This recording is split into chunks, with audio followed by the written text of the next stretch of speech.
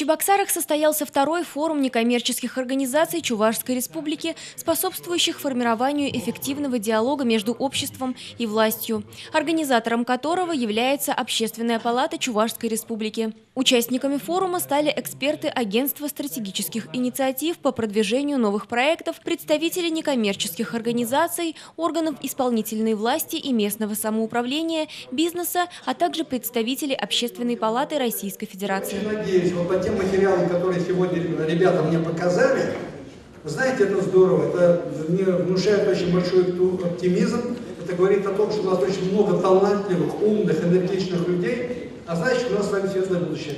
Успехов вам. Спасибо большое. В первый день форума был проведен ряд переговорных площадок, темой обсуждения которых стали наиболее значимые вопросы, стоящие перед обществом в Чувашской Республике.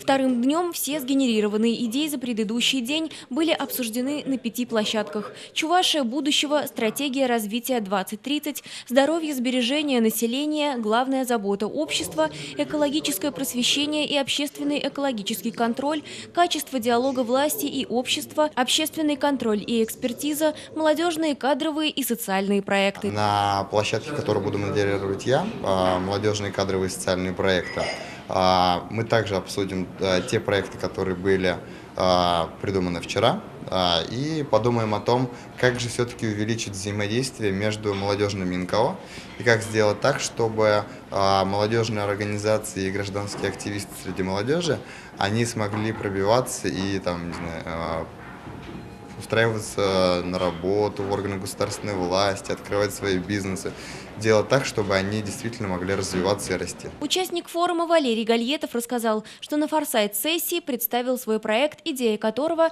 заключается в том, чтобы сделать Чувашию точкой роста не только России, но и всего мира. Также он отметил, что на форуме собрались люди, заинтересованные в развитии всей страны. Это было очень интересное дело, потому что люди, совершенно незнакомые между собой, они познакомились не просто так, а они познакомились по делу. Они проанализировали те тенденции, которые сейчас существуют, угрозы, возможности для роста. И вот мне увиделась такая возможность, которая основана на том, что у нас все есть для того, чтобы быть счастливыми и работать очень эффективно. Все полученные результаты стали основой для получения идей и предложений некоммерческих организаций и гражданских активистов органам власти в целях формирования эффективного диалога. Кроме того, на форуме были представлены лучшие практики некоммерческих организаций Чувашской Республики. Анастасия Соколикова, Алексей Федосов. Жизнь столицы.